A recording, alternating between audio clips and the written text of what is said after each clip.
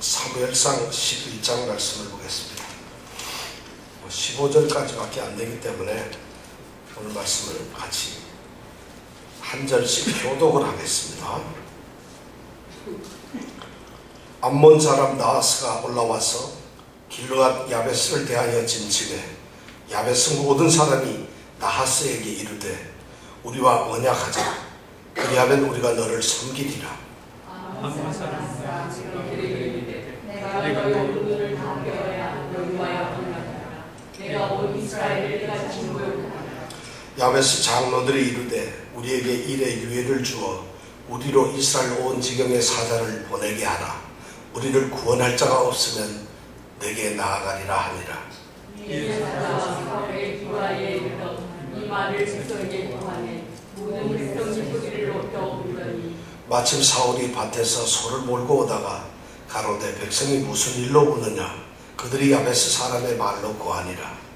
사울이 이 말을 들을 때에 하나님의 신에게 크게 갈군되매 큰 노가 크게 일어났어. 한결이 소를 취하여 각을 뜨고 사자의 손으로 그것을 이스라엘 모든 지경에 두루 보내어 가로되 누구든지 나와서 사울과 사무엘을 쫓지 아니하면 그 소들도 이와 같이 하리라 하였더니 여호와의 두려움이 백성에게 임하매 그들이 한 사람같이 나온지라. 사울의 뜻에서 그들을 패소하니 이스라엘 백성이 30만이요 유다 사람이 3만이다. 무리가 온 사자들에게 이르되 너희는 길르앗 야베스 사람에게 이같이 이르기를 내일 해가 더울 때에 너희가 구원을 얻으리라 하라. 사자들이 돌아가서 야베스 사람들에게 고하매 그들이 기뻐하니라. 야베스 사람들이 이에 가로되 우리가 내일 너희에게 나아가니 너희 주제를 볼 때로 우리에게 하나라 하니라. 이튿날에 사울이 백성을 3대에 나누고 새벽에 적진 중에 들어가서 날이 더울 때까지 암몬 사람을 치매 남은 자가 다 흩어져서 둘도 함께 한 자가 없었더라. 백성이 사울에게 이르되 사울이 어찌 우리를 다스리겠느냐. 한 자가 누구니까 그들을 끌어내서서 우리가 죽이겠나이다. 사울이 가로되 이날에는 사람을 죽이지 못하리니 여호와께서 오늘날 이스라엘 중에 구원을 베푸셨음이니라. 사무엘이 백성에게 이르되 오라 우리가 길갈로 가서 나라를 새롭게 하자. 모든 백성이 길갈로 가서 거기서 여호와 앞에 사울로 왕을 삼고 거기서 여호와 앞에 화목제를 드리고 사울과 이스라엘 모든 사람이 거기서 크게 기뻐하니라. 아멘. 지금 여러분들 읽은 이 말씀이 어떤 내용인지 아시겠어요? 열심히 읽었는데 또 물어보면은 또 이렇게 또 다시 성경 읽어봐야 되겠죠. 지난주에 우리는 사무엘이 미스바에서 이스라엘 지파를 각 1000명씩 모아가지고 미스바에서 전부 다 모였던 이야기를 우리가 생각했어요. 그래서 1000명씩 모여가지고 뭘 했죠? 제비를 뽑았어요. 그래서 제비를 뽑아가지고 나중에 누가 뽑혔죠? 왕으로. 사울이 뽑혔습니다. 누가 뽑혔다고요? 누구요? 사울이 뽑혔어요. 사울이 그러니까 이스라엘의 최초대 왕이 됐어요. 우리나라 초대 왕은 누구죠? 대통령. 대통령은 이승만입니까? 미국의 초대 대통령은? 야, 어려운 걸 다 하시네. 근데 내가 더 어려운 거 하나 내면은 모를 것 같아서 내면 안 되겠죠. 그래서 미스바에서 이제 드디어 사울이 이스라엘의 첫 번째 왕으로 이렇게 선택이 되었는데 문제는 선택이 되었지만 사울이 왕 노릇을 못합니다. 우리가 이유를 몇 개를 찾아볼 수 있는데 사울이 왕으로 뽑혔을 때 사울이 어떤 행동을 했었죠?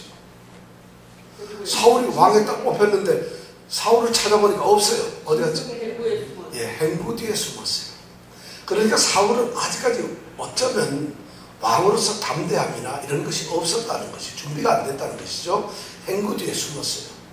그 다음에 왕이 되고 난 다음에 왕이 되면은 예를 들어서 통치를 하고 백성들을 다스려야 될 텐데 이 사람이 자기의 고향인 기브아로 돌아갔어요.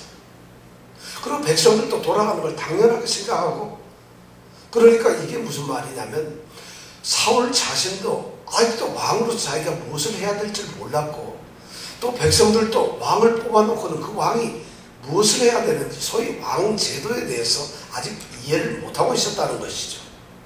그뿐만 아니라 왕이 뽑혔을 때 이 사울을 반대하는 사람들이 있었어요.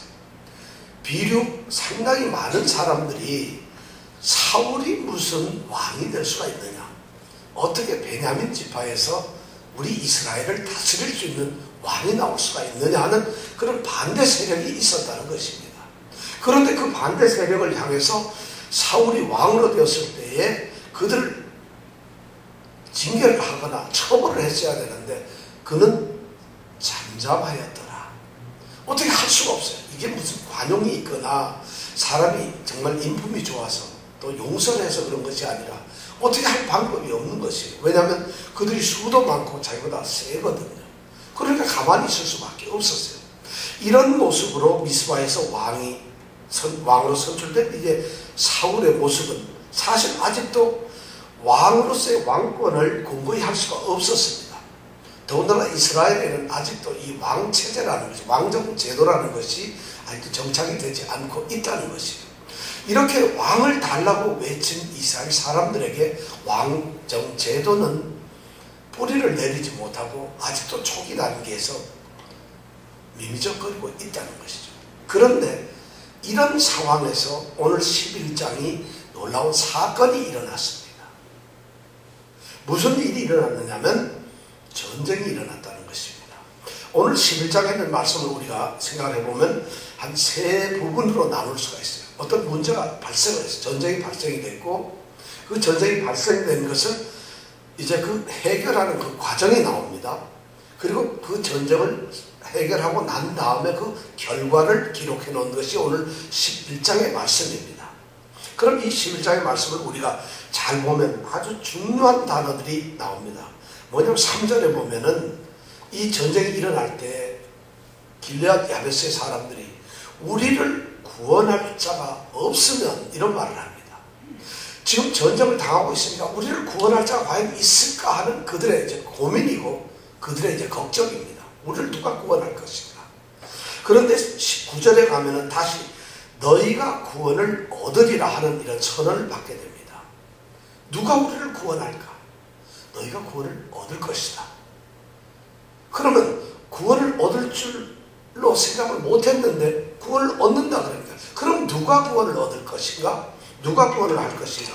13절에 보면 여호와께서 오늘날 이스라엘에 구원을 베푸셨다. 여호와께서 베푸셨다는 것입니다. 그러니까 11장은 바로 그러한 구원의 문제를 다루고 있습니다. 자, 이 문제를 우리가 한 번씩 오늘 말씀을 한번 생각해 볼까요? 첫 번째 문제가 이제 발생이 됐습니다. 전쟁이 발생이 됐어요. 암몬왕 나하스라는 사람이 쳐들어왔습니다. 어디로 쳐들어왔어요? 예, 길르앗 야베스라고 하는 그런 성으로 쳐들어왔습니다. 암몬족은 어떤 사람이죠? 암몬이라고 하는 이 족속은 모압이라고 하는 그 족속하고 형제죠. 근데 옛날 지금 이 사람들보다도 약 한 1000년 전쯤에 아브라함이라는 사람이 있었고 아브라함에는 조카가 롯이라고 하는 사람이 있었어요. 근데 이 조카 롯이 소돔 성에서 살았는데 소돔성을 하나님이 소돔성이 그 당시에 동성애와 범죄가 아주 극심했기 때문에 하나님이 소돔성을 멸하시죠. 그래서 멸했는데 아브라함의 조카인 롯이 살고 있으니까 롯을 구원합니다. 그래서 롯과 롯의 아내와 롯의 두 딸을 이제 구원을 하는데 하나님의 약속이 뭐죠? 소돔성에 불이 나고 큰 일이 일어나더라도 뒤를 돌아다보지 말라. 그런데 롯이 아내가 오다가 뒤에서 막 소리가 나니까 어떻게 됐어요? 돌아다봤어요. 돌아다보는 순간 뭐가 됐다 했죠? 소금 기둥이 되어버렸어요. 그 성경 창세기에 나오는 얘기죠. 소금 기둥이 되어버리고 그래서 아내는 소금 기둥으로 죽게 되고 이 두 딸과 롯이 사는데 문제는 두 딸과 이 두 딸이 생각하기를 이제 아버지가 아내가 없으니까 아이를 낳을 수가 없고 대를 잇지 못할 것이지 않느냐. 이게 이스라엘 사람들의 생각이죠. 그래서 이 두 딸이 아버지와 관계를 맺고 아들을 낳습니다.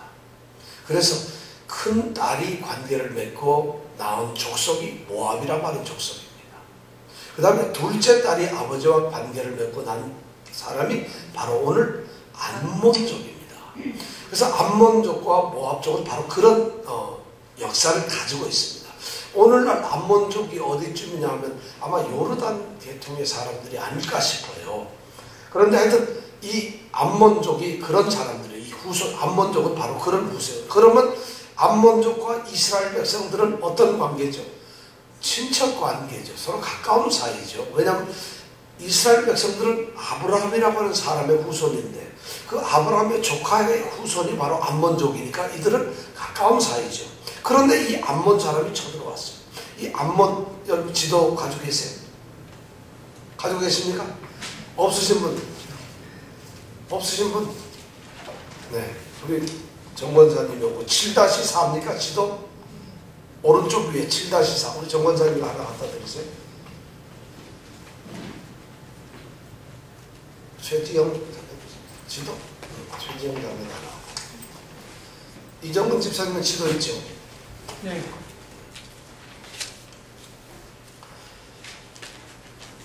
자, 이 지도를 이제 보시면은 여러분 암몬이 어디쯤 되겠어요? 암몬이 여기서 암몬을 아무리 찾으려 해도 여러분들이 못 찾으실 거예요. 암몬은 지도 정 가운데 보면 사울의 종말하고 제목을 써놨죠. 네. 그 사울의 종말이라고 하는 거기서부터 이렇게 밑으로 좀 꼬불꼬불한 길이 있죠. 이것이 뭐냐면 우리가 잘 아는 야복강입니다. 여기가 야복강. 야복강은 뭐죠? 야곱이 하나님과 씨름하고 하늘 올라가는 사닥다리가 있었던 그 강이 바로 요 야복강입니다. 거기가 야복강이고요. 또 왼쪽으로 이렇게 와가지고 왼쪽으로 이때 그때 오면 사무엘 및 하고 하는 그 무자 밑에서부터 이렇게 내려가는 길이 하나 있죠. 그게 무슨 강이냐면 야르묵강이라고 합니다. 야르묵강. 이스라엘은 강이 3개 있어요. 그리고 그 강으로 내려오다 보면 왼쪽 끝에 그 위에 호수 같은 게 있죠. 이것이 무슨 호수라고? 갈릴리 호수입니다. 오케이? 지도를 보면 알 수 있겠죠? 그럼 갈릴리 호수에서부터 오른쪽으로 쭉 흘러내려가는 그 파란 줄기가 있어요. 그래가지고 오른쪽 끝에 가면 커다란 또 물이 있죠. 이것이 뭐라고요? 이것이 사해가 됩니다. 사해. 이스라엘의 지도. 자, 그러면 야복강이라는 것이 가운데 있죠. 야복강에서부터 조금 더 내려와가지고 이 야복강 아래쪽으로부터 조금 더 내려와서 그 오른쪽 편이 야복강의 오른쪽 편이 바로 암몬족이 살고 있었어요. 암몬 나라가. 그럼 암몬 나라는 어디까지 살고 있냐? 거기서 쭉 해가지고 이 사해까지. 사해 그 중간 아르논강이 있죠. 요걸 중간에 사해 중간에 보면 또 지도 칩에서 밑으로 내려오는 게 요게 아르논강. 이스라엘의 소위 3대 강이라고 하는 거예요. 요단강으로 흘러들어오는 3개의 강이 있는데 요 아르논강 여기까지를 야복강을 좀 건너서 그 다음에 요 아르논 사해까지를 암몬이 살고 있는 암몬 땅이에요.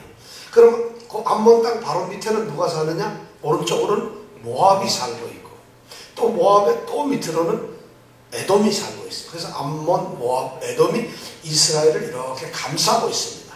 그러면 자, 이 암몬족이 바로 그런 사람들인데 이 암몬족이 이스라엘을 계속 못 살게 해버렸어요. 이스라엘 백성들이 하나님이 애굽에서 이제 나와가지고 광야 삶을 살다가 40년을 끝내고 이제 가나안 땅으로 들어올 때 하나님께서 가나안 땅을 들어오려면 모압이나 암몬 땅을 거치게 돼 있거든요.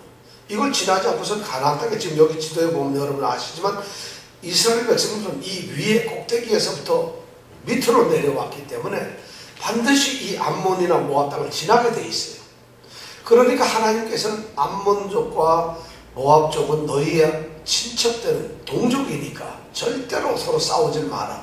그런데 이 암몬하고 모압은 이스라엘 백성들이 이 아래쪽에 있는 가나안 땅에 들어가려는 걸 방해를 했다는 것이죠. 그래가지고 그런 문제가 우리가 이거 다 민수기에서 배웠던 겁니다. 그렇게 배웠던 거죠. 그렇게 해가지고 이제 내려왔는데 그래서 이 암몬족들은 이스라엘과 관계가 안 좋았어요. 그러다 보니까 암몬족들은 사사기 시대 또 계속 이스라엘 백성들을 못 살게 울어서 모압 에글론 왕이 쳐들어갈 때는 옆에서 괜히 거들어가지고 이스라엘 백성들을 공격하고 그랬습니다. 그래서 제일 그 아주 사사기시대 때 치열한 전투가 뭐냐면 암몬족이 쳐들어왔을 때 누구하고 싸웠느냐면 사사 입다라고 하는 사람. 예. 입다는 어떤 사람이었죠? 길르앗 지방에 있는 길르앗 기생의 아들이었잖아요. 그래가지고 깡패로 건달처럼 살고 있는데 길르앗 사람 암몬이 쳐들어오니까 이 길르앗 사람들이 이 입다라고 하는 사람이 건달인데 노비라고 하는 땅에 가서 건달들하고 살고 있어요. 그러니까 길르앗 사람들이 죽게 생겼으니까 야, 좀 내려와서 우리 좀 구해줄래? 니네가 나를 쫓아낼 때는 언제고? 제발 와서 네가 군대 장관이 되라. 기억나죠? 그래가지고 입다가 와서 이 암몬하고 싸우는데 암몬이 그때 뭐라고 얘기하냐면 이 길르앗 땅은 본래 우리 땅인데 니네가 뺏었다 그러는 거죠. 그러니까 입다가 그 불량배가 아주 논리정연하게 이건 너의 땅이 아니고 너희들이 가졌던 적도 없고 설사 너의 땅이라 하더라도 이게 350년 전에 이미 우리가 차지하고 있는데 지금 어떻게 이게 너의 땅이 되느냐 뭐 이런 얘기를 하면서 싸워가지고 무찔렀다. 이거 기억납니까? 안 납니까? 이거 기억나면 천재죠. 사실 안 나죠. 이제 그런 게 있었다 하는 거죠. 그래가지고 뭐 암몬이 거기서 쫓겨왔어요. 그런데 이 암몬족이 바로 쳐들어온 것이 다시 바로 이 길르앗 땅을 쳐들어. 그럼 길르앗은 어디냐? 길르앗은 자 여기 보면은 야베스 길르앗이 어딘가 하면은 왼쪽 위에 보면 빨간 글씨 있죠. 위쪽 편에 있죠. 왼쪽 위쪽 편에 있습니까? 없습니까? 그것이 야베스 길르앗이라고 써있죠. 바로 여기를 쳐들어왔다는 것이에요. 지금. 그러니까 암몬족이 이쪽 오른쪽에서부터 약복강을 건너가지고 그리고 길르앗까지 왔어요. 그 암몬족들의 이 서울 수도는 이 오른쪽에 보면 빨간 것처럼 라빠 암몬이라고 되어 있어요. 제일 위에.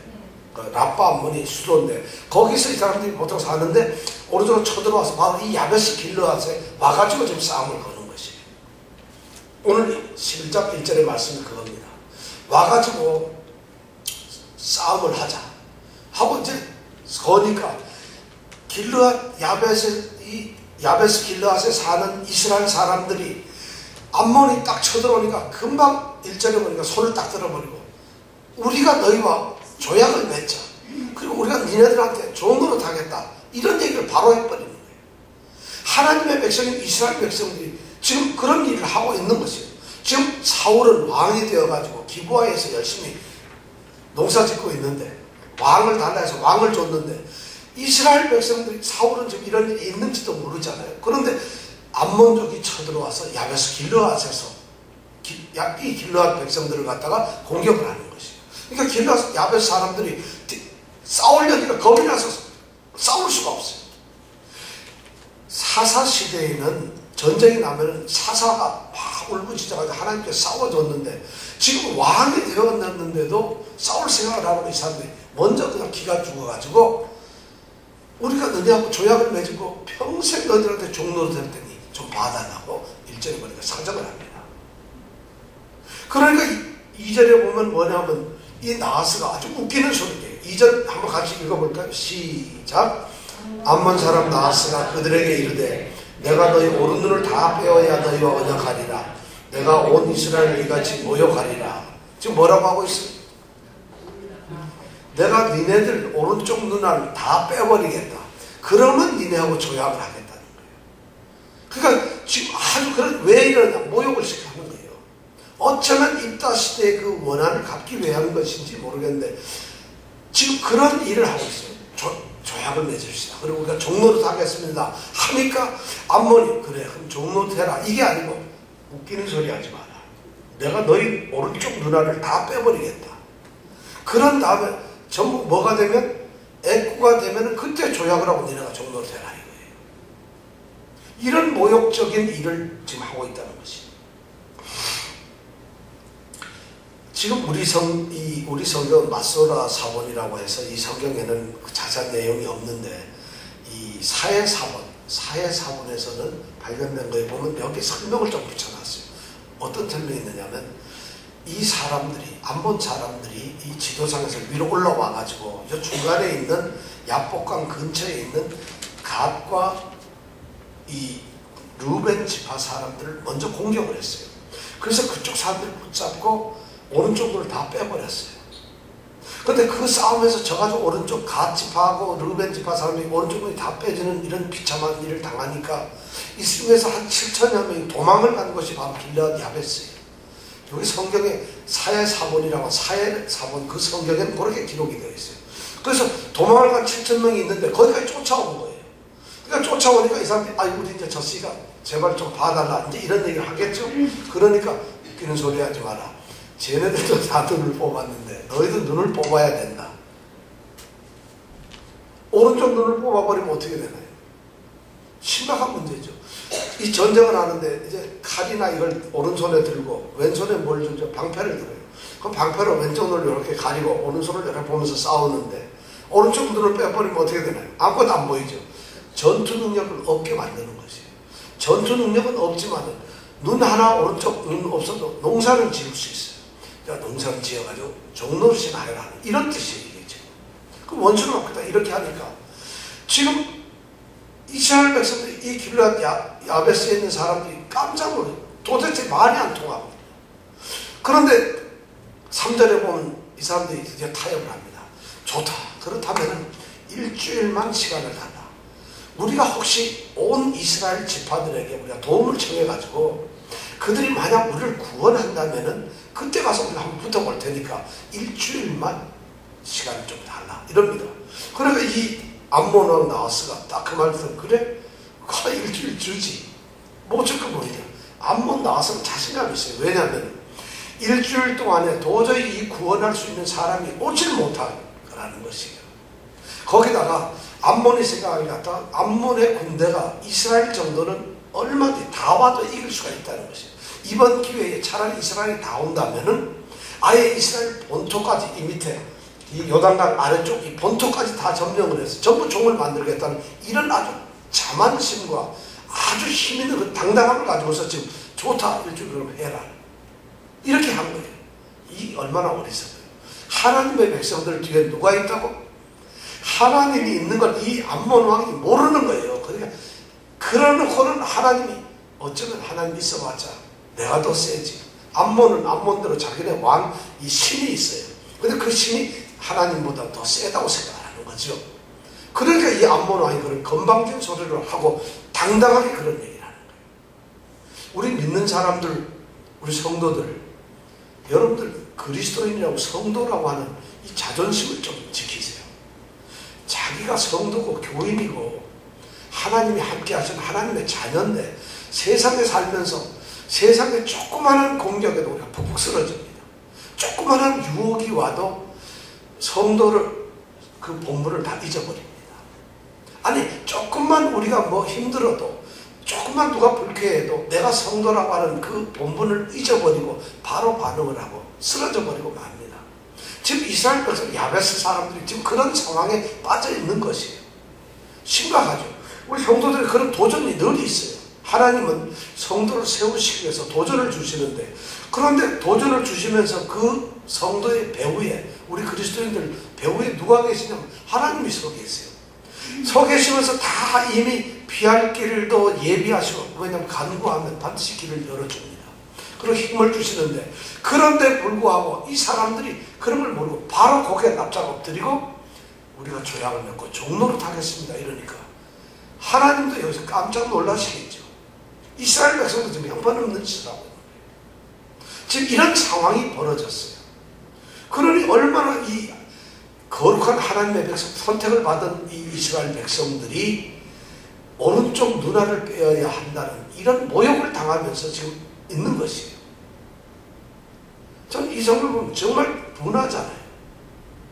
이 땅이 약속의 땅 아닙니까? 하나님께서 약속을 해줬고 여기들이 여기에서 내 나라를 세우겠다는 그 약속의 땅에서 하나님 백성들이 전혀 다른 이방족이 와가지고 지금 이런 모욕을 당하는데 이건 이스라엘 백성들의 모욕이 아니라 하나님에 대한 모욕이죠. 그러면 이스라엘 백성은 거기서 분해서 일어나야죠.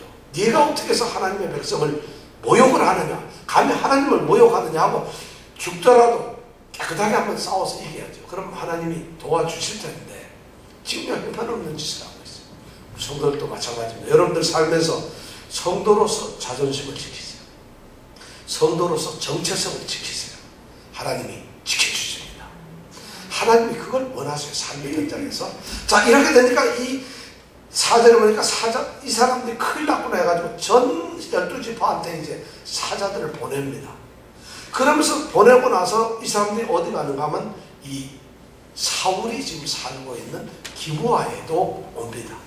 그 기브아에 와서 사울이 어딘지, 제가 보기엔 이 사람들이 아마 사울이 왕이 되었다, 그리고 왕이 되어서 기브아에 있다는 사실을 알았을 거예요.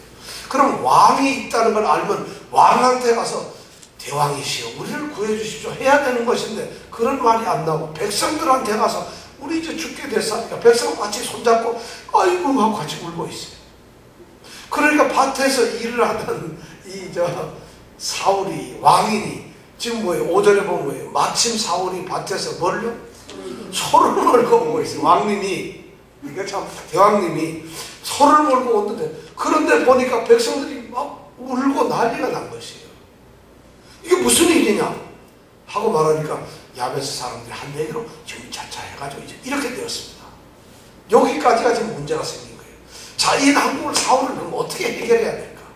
사울로서는 왕인데 자기가 내가 나가 싸운다 했다가 암몬하고 혼자 붙어서 지지요. 지금 암몬은 절체절명의 위기입니다. 왕권도 시원치 않은데 왕이라고 찾아와서 지금 백성들이 이렇게 얘기를 할 때 여기서 왕으로서 무엇을 해야 할까요? 그것이 이제 6절서부터 나옵니다. 6절에 보니까 사울이 이 말을 들을 때 어떤 말을 들었어요? 암몬이 와가지고 우리를 망신 줍니다. 모욕을 하고 지금 막 형편없이 죽게 됐는데 어떻게 하면 좋겠느냐. 이 말을 들을 때 사울에게 놀라운 역사가 일어났어요. 무슨 일이 일어나죠? 하나님의 신이 그게 크게 감동을 했어요. 갑자기 그 말을 딱 듣는 순간에 사울이 소를 끌고 가다가 그 말을 딱 듣는 순간에 갑자기 하나님의 신이 그에게 확 임하는 걸 느꼈다는 것입니다. 그렇게 되니까 사울이 어떻게 됐어요? 그 다음에 크게 뭐가? 6절에 보면요. 뭐가 일어났어요? 예, 노가 뭘까요? 노가. 분노가 일어났어요. 얼마나 거룩한 분노예요. 하나님의 신이 임했을 때 화가 났다는 것은 기분 나빠 이런 것이 아니죠. 그죠? 그렇죠. 거룩한 분노가 일어난 거죠. 어떻게 하나님의 백성들을, 어떻게 그 암몬족이 감히 우리 하나님의 백성들을 어떻게 우리를 쳐들어오고 모욕을 하느냐, 이런 분노가 생기는 것이에요. 여러분, 성령에 충만한 사람들은 하나님의 영광이 최고입니다. 그렇게 살 수밖에 없어요. 근데 성령이 충만하면서도 마치 이 멍멍 짖는 개들처럼 땅바닥이나 보면서 살아간다면은 그건 하나님의 백성들이 아니죠. 사울같이 이렇게 소를 끌고 다니면서 어쩌면 형편없는, 왕이면서도 형편없는 사람이 하나님의 신이 임하니까 거룩한 분노가 일어났어요. 우리 성도들에게도 이런 것이 있어야 됩니다. 그러니까 성령이 충만한 사람, 하나님의 신이 임하는 사람에게는 그 사람이 달라질 수밖에 없어요. 엄청난 자존심이 생길 수밖에 없고 엄청난 신분 상승이 됩니다. 생각이 달라져요. 그러니까 우리가 그래서 성령이 필요해요. 성령이 없는 사람들은 그런 것을 못 느끼죠. 근데 하나님의 신이 임하니까 사울이 달라지는 거죠. 그런 것처럼 우리도 성도들도 성령이 임했을 때 달라져야 합니다. 달라지는 역사가 있어야 됩니다. 그래서 여러분들이 그래서 성령이 필요한 거죠. 자, 그렇게 노니까 7절에 보니까 이 사람이 어떻게 하냐면 한결이 소를 쳐요. 한결이라고 하는 건 2마리를 얘기하는 거예요. 왜냐하면 마차를 끄는데 황소가 2마리 끄거든요. 그 2마리를 한결이라고 해요. 근데 한결이 이 2마리 황소를 딱 잡더니만 집에 갔어요. 그래서 잡더니만 그걸 가지고 어떻게 각을 떴어요. 각을 떴다는 건 칼로 잘라서 갈기갈기 찢었다는. 그래서 12개 종류로 나눠요. 이 조각으로 나눴어요. 왜 12개로 나눴을까요? 12지파가 있어요. 그러니까 12이 조각으로 나눠서 사자들에게 이걸 각 지파로 보내라. 그러면서 얘기하기를 뭐라 하냐면 7절에 뭐라고 얘기해요. 자, 누구든지 7절에 보면 누구든지 나와서 사울과 사무엘을 쫓지 아니하면 그 소들도 이와 같이 하리라. 야, 이 사울이 굉장히 멋있는 말이에요. 누구든지 나와가지고 이제 이것을 보는 순간 전쟁에 참여하지 않고 나오지 않는 사람은 어떻게 된다고? 그런 게 아니고 여기는 그 소를, 그러니까 자기네 소를 그렇게 한다는 말이죠. 사울은 지금 말을 굉장히 멋있게 하는데 사실 이 말은 소를 잡겠다는 게 아니고 뭐죠? 그 안 나오는 사람을 그렇게 하겠다는 것인데 그렇게 표현을 하잖아요. 왜냐하면 그들이 하나님의 백성이니까. 하나님의 백성이니까 그 백성을 내가 각을 뜨겠다 이렇게 말을 하지 않아요. 그러니까 소를 보내면서 어떻게? 너희들의 소를 각을 뜨겠다는 거예요. 그러나 그 말의 본심은 뭐죠? 하라는 것이죠. 이 믿는 사람들에게 이런 게 필요해요. 당연히 성도들끼리의 이 우애라든가 사랑은 이런 것이 필요하다는 거예요. 막장으로 가는 것이 아니에요. 교회들 싸우는 거 보면 막장 드라마보다 더해요. 근데 여기서 보면 사울이 이런 멋있는 이야기를 합니다. 뭐냐면 그러면서 자기의 뜻을 나타내는 거죠. 그랬더니 온 백성들이 여호와의 두려움이 백성에게 임하며 여호와의 두려움이 임했어요. 하나님이 두려움을 주었을까요? 그런 것이 하나님께서 무슨 두려움을 줬어요? 겁을 하게 했을까요? 여기서 그런 의미가 아니라 하나님의 백성들은 하나님의 이름을 들을 때는 그 하나님의 이름 때문에 생기는 하나님에 대한 그 하나님을 두려워하는 그런 것이 있는 거죠.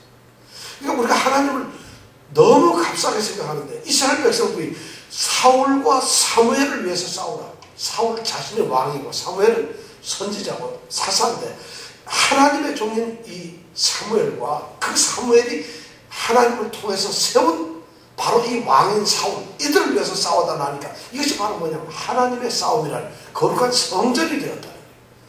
홀리 워가 되었다는 거예요. 그러니까 백성들이 그 말을 듣는 순간에 하나님에 대한 두려움, 하나님의 두려움, 그 하나님이 임하시는 하나님을 향한 그 두려움이 마음속에 이런 것이 사람들이 있다는 것이에요. 이것은 하나님 무섭다 이런 것이 아니라 하나님의 경외심이죠. 그런 것이 백성들에 생기니까 여기 보니까 한 명도 빠짐없이 왔어요. 자, 그렇게 해가지고 와가지고 이제 전부 모였는데 8절에 보니까 모인 사람을 다 해서 몇 명이 모였죠? 몇 명? 예, 이스라엘 자손이 몇 명? 30만. 또 유다가 3만. 아니 유다는 누구고 이스라엘은 누구예요? 유다는 유다 지파겠죠. 그럼 이스라엘은 누구예요?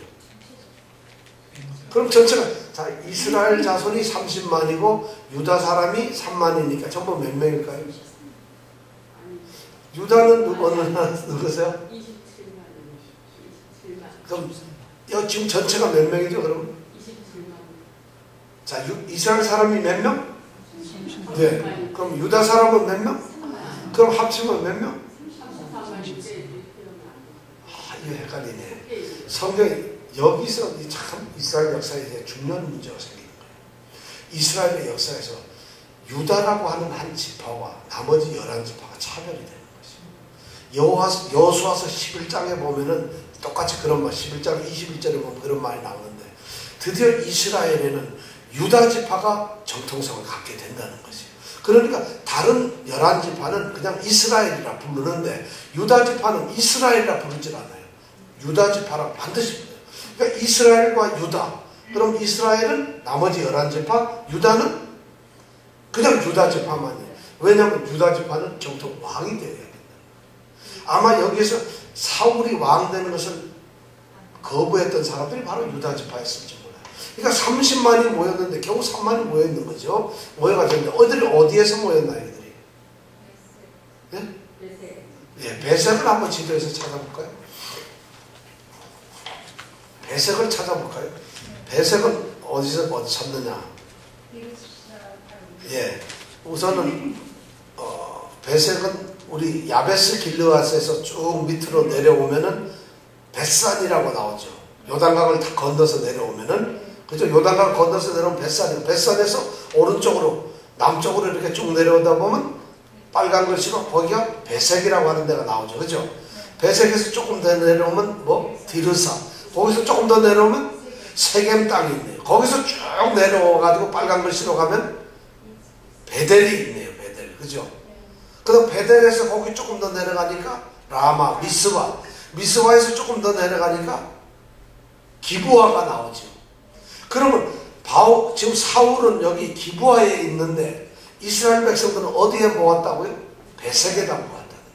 자, 지도를 보면 다음에 그러면 지금 기브아는 이 예루살렘에서부터 북쪽으로 딱 올라가다 보면 6km 정도 올라가면 왼쪽 편에 이렇게 옆에 구름 언덕이 이렇게 있어요. 그 위에 성이 있어요. 제가 한 번도 안 가봤는데 하여튼 그렇게 돼 있다고 그래요. 그러니까 언덕 위에 이렇게 성이 있는 게 바로 기브아인데 예루살렘 바로 옆에 있는데 그 기브아에서 지금 전쟁을 하기 위해서 어디로 가는 거죠? 베색으로 모이는 거예요. 그럼 베색에서 싸움을 누구하고 지금 암몬족은 어디에 와 있다고?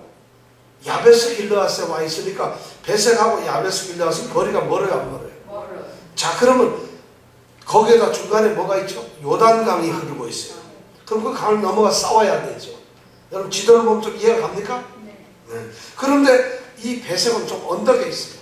그러니까 돌진을 하기가 굉장히 쉬워요. 베색에서부터 밑에 내려다 보면 요단강까지는 가파른 이런 비탈길이에요. 그리고 쭉 내려가다가 잠깐만 올라가면 바로 뭐가 있느냐? 길르앗입니다.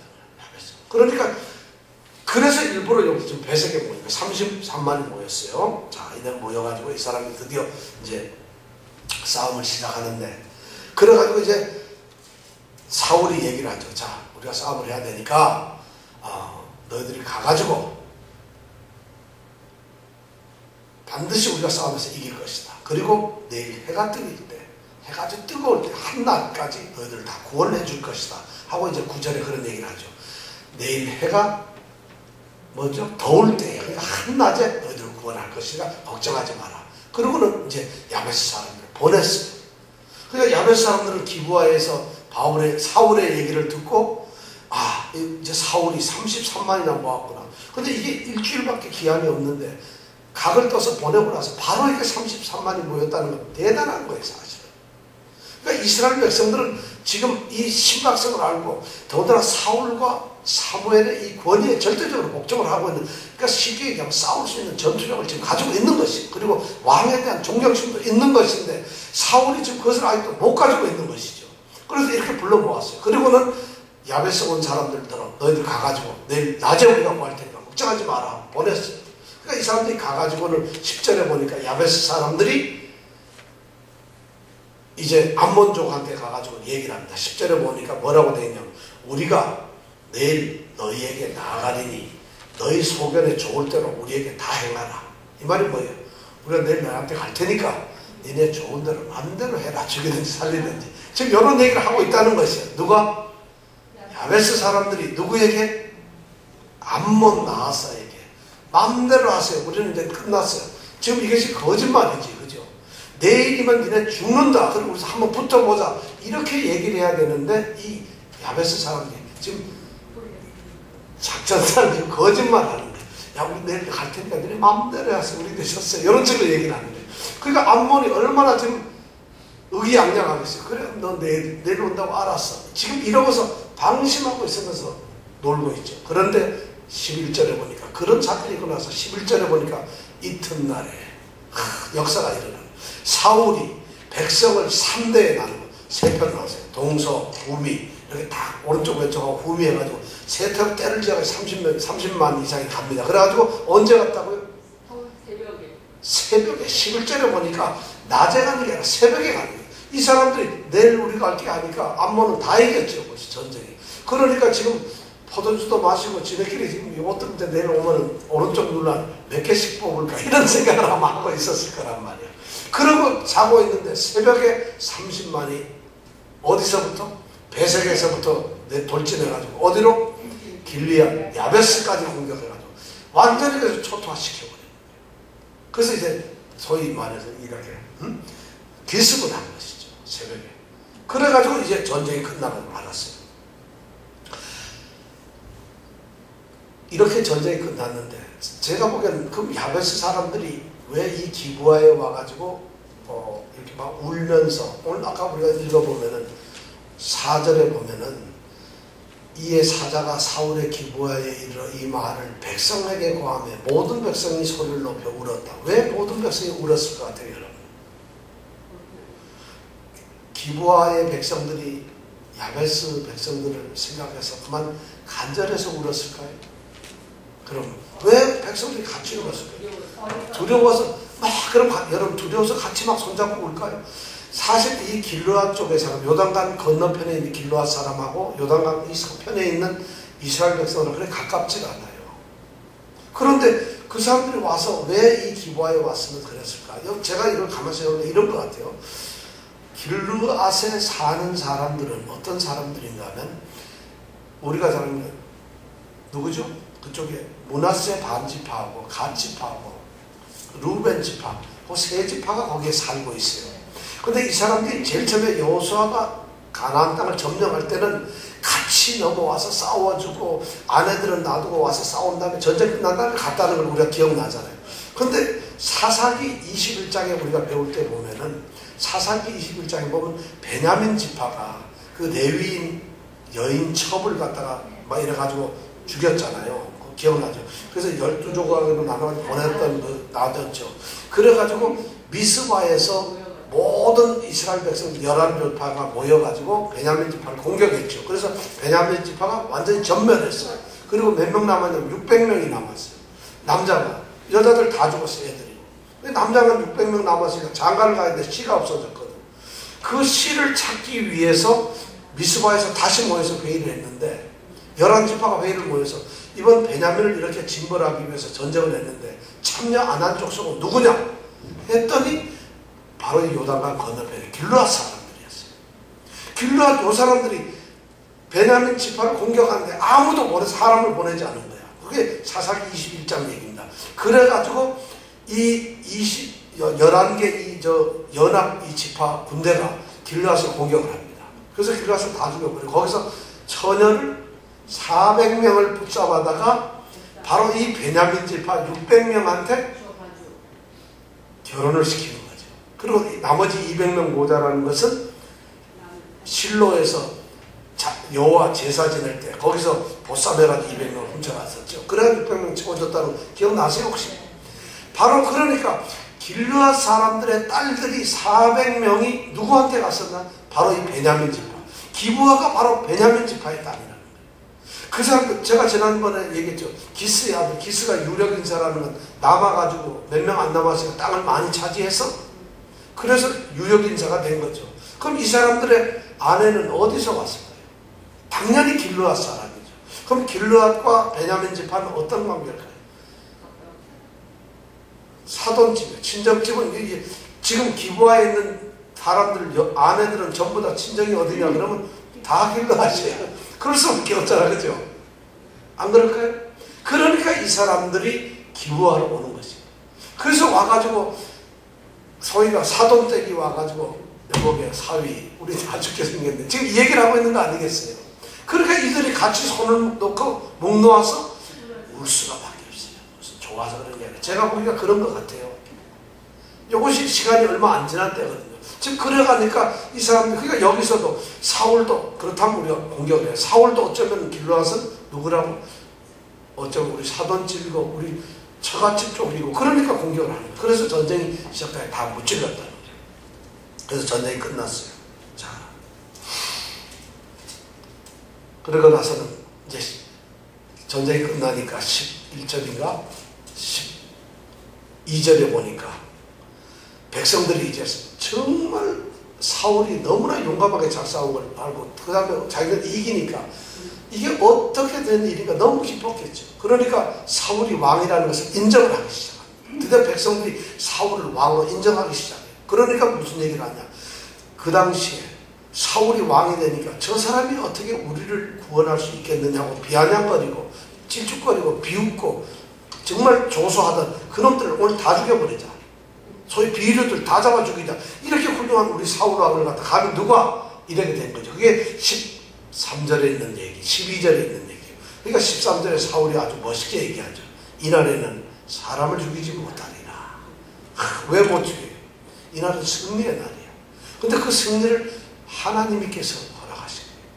그리고 이날은 지금 새롭게 시작되는 이런 아름다운 날인데 왕으로서 이제 왕으로서 뭐를 베푸는 거예요?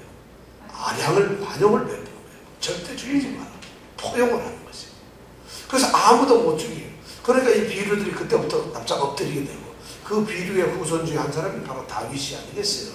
그러니까 다윗도 사울왕을 하나님이 세우신 마음으로서 깍듯이 하는 것이 이게 역사를 알고 성경을 이렇게 공부를 하면은 성경이 그런 거라고나 하는 건데 그걸 모르고 백날 읽으면은 엉뚱한 소리를 하게 된다는 거예요. 그러니까 이제 드디어 사무엘이 딱 보니까 사울 왕이 이제 왕의 권세도 잡았고 백성들이 사울을 완전히 쫓는 것을 보게 됐거든요.